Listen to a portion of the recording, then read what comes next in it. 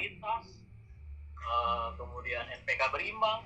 Hanya kalau di PSR ini, alhamdulillah ya, yang saya pelajari, saya pun sudah mengobservasi juga ya di berbagai komoditas ya, selain daripada kelapa sawit ya, terutama tanaman pangan palawija dan hortikultura. Bahkan saya laporan ke Paradem ini luar biasa nih kalau disupport ke padi yang selama ini kita takut, karena mindset kita PSR ini khusus untuk tanaman keras atau untuk tanaman perkebunan untuk kelapa sawit.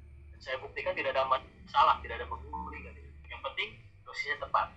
1 saset untuk 28 liter air itu bisa diaplikasikan di padi. Ya, itu pun testimoni yang kemarin untuk bunga matahari pun sama disemprot di bagian bawah. Responnya daunnya biasanya respon seperti itu 2-3 hari itu baru kelihatan. Kalau hari pertama tidak akan. Itu ya harus tahu juga. Nah, makanya produk PSR ini ya yang paling utama ini saya rekomendasikan tetap jadwal yang direkomendasikan di Farming Guidebook ya, itu kita rekomendasikan bahwa untuk budidaya tanaman pangan palawija dan hortikultura itu ada SOP based farming. SOP based farming itu yang dominan adalah aplikasi EPP dan fotosintesa. Karena SOP sarana pertanian di PTBS ini ada 2. Ada eco farming original yang berdiri sendiri. Nah, kita sampai sekarang belum merekomendasikan eco farming original diaplikasikan dengan fotosintesa karena itu berbeda produksinya. Itu terus dipahami ya. Nah, kemudian SOP based farming. Kalau SOP based farming itu yang dominan adalah aplikasi EPP dan fotosintesa. Adapun PSR, ya, PSR ini digunakan khususnya itu untuk pengganti NPK anorganik, itu bisa disemprot ataupun dikocor. Nah, kalau di cabai itu bisa dikocor. Kalau dikocor di perakaran biasanya 1 saset plus 20 liter air. Ya, kemudian nanti dosisnya disesuaikan mulai dari 100 ml atau sampai 300 ml tidak masalah per tanaman kocor. Ya, jadi fungsi untuk ke daunnya nutrisinya adalah fotosintesa. Nah, adapun uji coba yang kita lakukan ya di sini tetap jadi jangan sampai tidak berimbang. Wah, mentang-mentang ini bisa diaplikasikan ke daun PSR, full PSR, tetap harus diimbangi dengan fotosintesa. Karena kesimpulan kita pun untuk tanaman berbuah tahunan, baik itu di planter bag, di tanaman jeruk di kebun dan lain-lain, itu harus dibantu dengan fotosintesa. Karena kekuatan PSR kalau di tanaman perennial crop berbuah tahunan itu harus ada kombinasi dengan fotosintesa. Nah, kalau sawit itu tunggal PSR saja. Adapun fotosintesa digunakan hanya untuk mengidealkan pH supaya jika sudah ideal maka di situ kemampuan PSR bisa diserap jauh lebih kuat ya, jauh lebih optimal. Itu harus tahu semua. Nah, kemudian untuk komoditas tanaman pangan ya, Bapak dan Ibu, mohon maaf saya ambil buku. Nah, ini di buku Farming Guidebook ini ya, alhamdulillah Farming Guidebook ini hampir awalnya sudah masuk ke sistem first order. Jadi para mitra yang baru gabung nanti akan mendapatkan buku ini. Dan kemudian ada wacana lagi diganti dengan flip chart ya. Buku ini dijual di luar sistem. Tapi banyak keinginan para leader, tetap saja flip chart dapat, buku dapat. Alhamdulillah sekarang sudah masuk lagi ke sistem. Ini untuk khusus yang first order atau yang baru join. Nah, yang sudah join belum dapat buku ini bagaimana? Nah, cara cepatnya bisa hubungi tim Best Farming atau hubungi nomor saya nanti ya. Karena SOP ini ada di sini semua lengkap. 4 produk sarana Best Farming ini ada di sini semua. Jadi jangan lagi bertanya-tanya masalah hal yang prinsip. Bagaimana cara aplikasi eco farming? Bagaimana cara aplikasi fotosintesa? Karena sih sudah lengkap semua. Bahkan SOP dari Best Farming yang kita gunakan tanpa kimia sintetis dan pestisida kimia anorganik, alhamdulillah sudah kita buktikan ya, Bapak dan Ibu yang beberapa hari yang lalu melihat testimoni untuk bunga matahari itu Best Farm semua.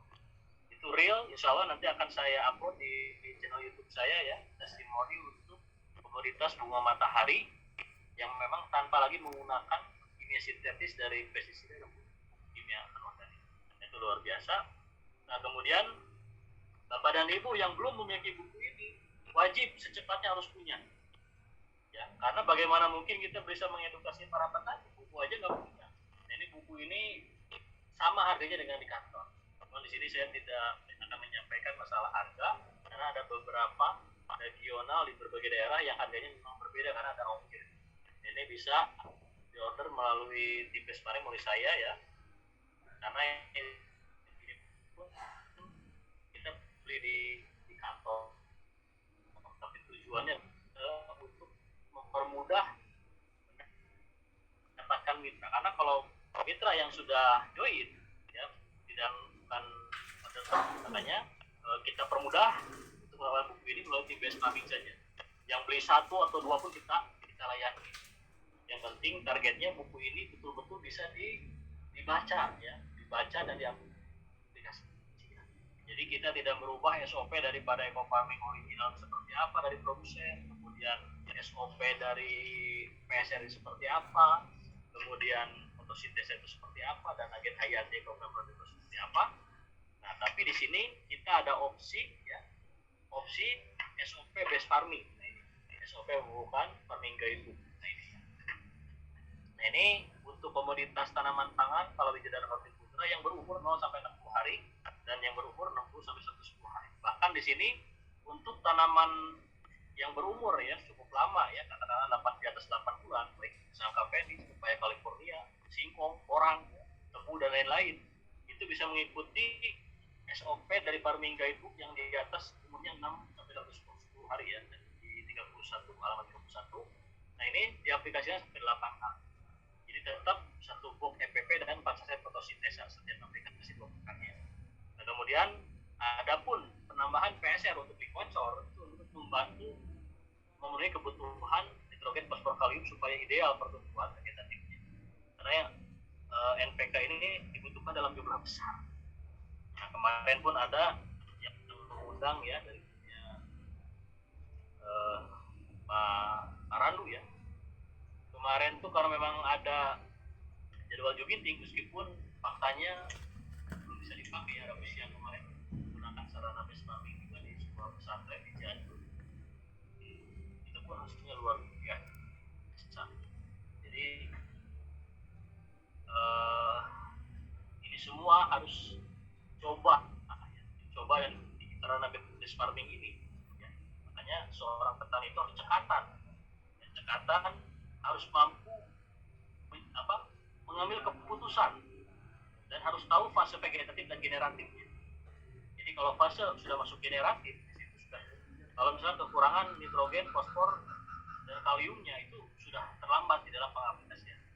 Nah, maka kita harus tahu seperti komunitas padi 0 sampai 45 hari lah masa ideal. Jadi jagung pun sama ya, 0 sampai 45 hari. Jadi kalau jagung dan padi ini katakanlah bisa diatasi fase vegetatifnya, maka ketika masuk fase generatif, pembentukan bulir, kemudian pembentukan tongkol dan lain-lain, itu pun hasilnya insya Allah akan optimal. Ya, maka dari itu kita harus tahu fase-fase itu. Dan memang yang paling utama jangan takut gagal. Nah, kalau misalkan jangan takut gagal,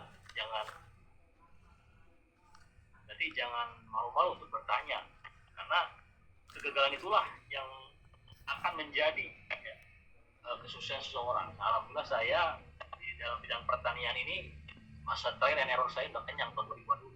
Jadi padi kenapa bisa hasilnya kurang, kemudian serangan hama tidak bisa terkendalikan gara-gara apa. Nah, intinya seorang petani itu intinya adalah di pengalaman. Nah, dari sinilah saya siap berbagi pengalaman dengan para mitra yang lain ya, termasuk untuk PSR, untuk komoditas kelapa sawit. Nah, kemudian PSR pun harus tahu kunci keberhasilan juga, dosis itu namun. Jadi jangan sampai saking semangatnya kita punya durian 1 tahun